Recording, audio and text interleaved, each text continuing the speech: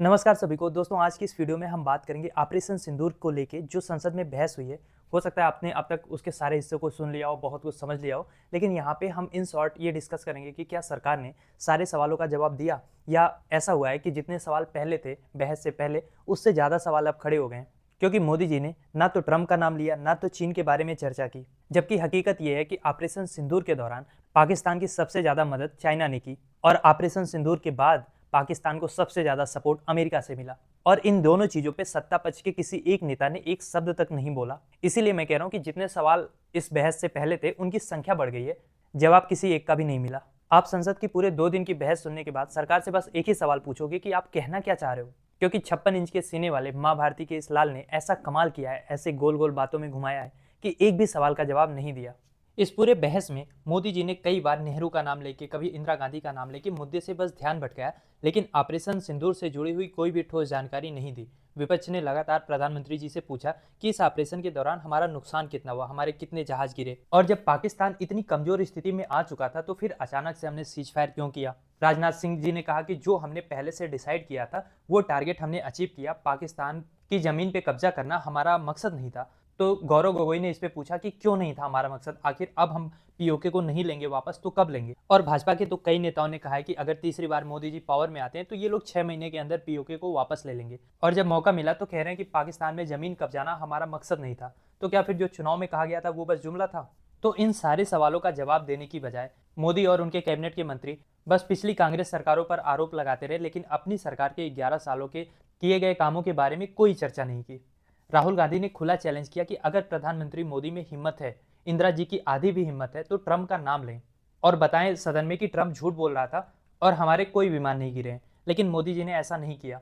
और केवल मोदी जी ही नहीं, मोदी जी के किसी भी मंत्री ने ना तो ट्रंप का नाम लिया ना तो चाइना का नाम लिया, जबकि ये बात क्लियर है कि ऑपरेशन सिंदूर के दौरान चाइना पाकिस्तान के साथ मिलकर भारत के खिलाफ लड़ रहा था। चाइना पाकिस्तान के साथ मिलकर ऑलरेडी इंडिया के खिलाफ एक यूनाइटेड फ्रंट खड़ा कर चुका है। फिर भी अगर हम चाइना का नाम लेने से डर रहे हैं तो हम उसको लाल आंख कब दिखाएंगे? अखिलेश यादव ने भी इस बात पर चिंता जताई कि चीन ने भारत के कई इलाके कब्जे में लिए हुए हैं और पाकिस्तान के साथ मिलकर वो भारत के खिलाफ ऑपरेशन सिंदूर में शामिल था। अखिलेश यादव ने कहा कि देश का क्षेत्रफल कम हुआ है, सरकार बताती क्यों नहीं है कि 2014 में देश का क्षेत्रफल कितना था और इस समय देश का क्षेत्रफल कितना है, लेकिन सरकार ने इसका भी कोई जवाब नहीं दिया। और ये सब टू द पॉइंट क्वेश्चन है, सरकार की ओर से कहीं भी ये नहीं कहा गया कि आपके इस सवाल का ये जवाब है। अखिलेश यादव ने इसके साथ ये भी कहा कि संसद में ऑपरेशन सिंदूर पर बहस हो रही है और उसी दिन तीनों आतंकवादी मारे जा रहे हैं। 100 दिनों तक इनके बारे में कोई इंटेलिजेंस नहीं थी, ये लोग कहाँ थे? क्या ये संयोग है या एक प्रयोग है? और इसके अलावा जब हम बात करते हैं कि हमें पाकिस्तान को इंटरनेशनल फोरम्स पे एक्सपोज करना है, तो हम कोई भी आतंकवादी, आजकल आप देख लो कोई भी आतंकवादी ये लोग जिंदा पकड़ लें। अगर उन 3 आतंकवादियों में एक भी हम जिंदा पकड़ लेते तो हम दुनिया के सामने एटलीस्ट पाकिस्तान को एक्सपोज कर पाते। और 2008 के मुंबई अटैक में यही हुआ था, जब हमने कसाब को पकड़ा था तो इसके बाद दुनिया ने इंटरनेशनल फोरम पे पाकिस्तान की निंदा की थी। पर आज हमारे पास सबूत के रूप में क्या है कि उनके पास से कुछ पाकिस्तानी चॉकलेट्स के रैपर्स मिले हैं और पाकिस्तानी वीजा मिला है। क्या इतने सबूत काफी होंगे? इससे हम दुनिया में प्रूव कर पाएंगे कि ये लोग पाकिस्तानी ही थे, उस चॉकलेट के रैपर से और पाकिस्तानी वीजा से? याद है ना आपको, मैंने एक वीडियो में बताया था कि अभी बिहार में एक कुत्ते का निवास प्रमाण पत्र बना है। या पासपोर्ट की भी बात करें तो ये कितना ऑथेंटिक है, आप खुद सोच के देखो। लेकिन क्या है ना कि सरकार इन सारे सवालों का जवाब नहीं देगी।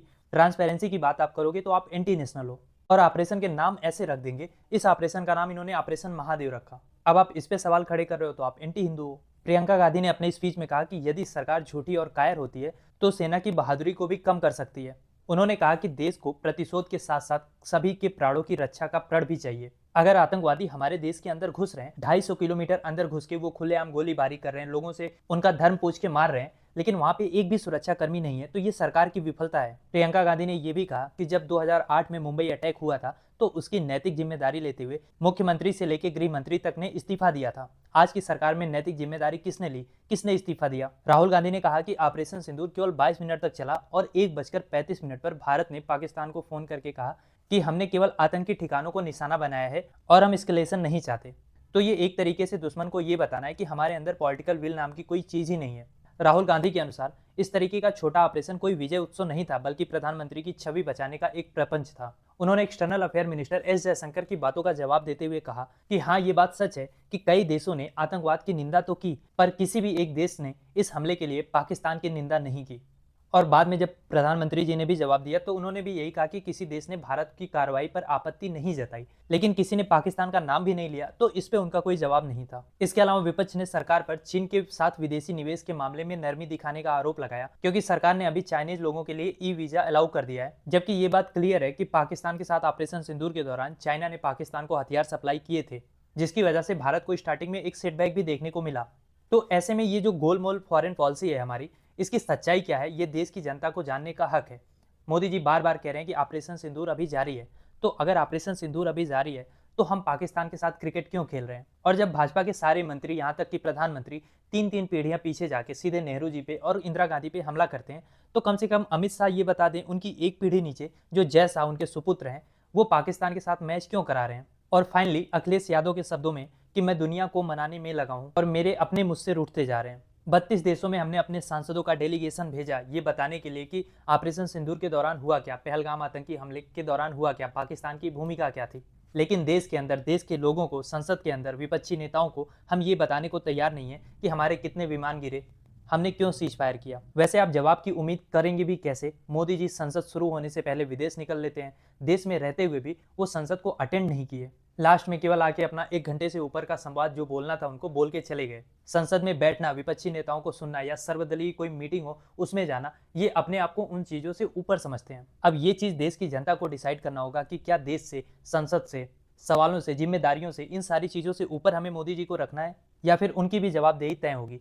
खैर, क्या सोचते हैं आप इस टॉपिक के बारे में? लिखिए अपनी राय कमेंट बॉक्स में।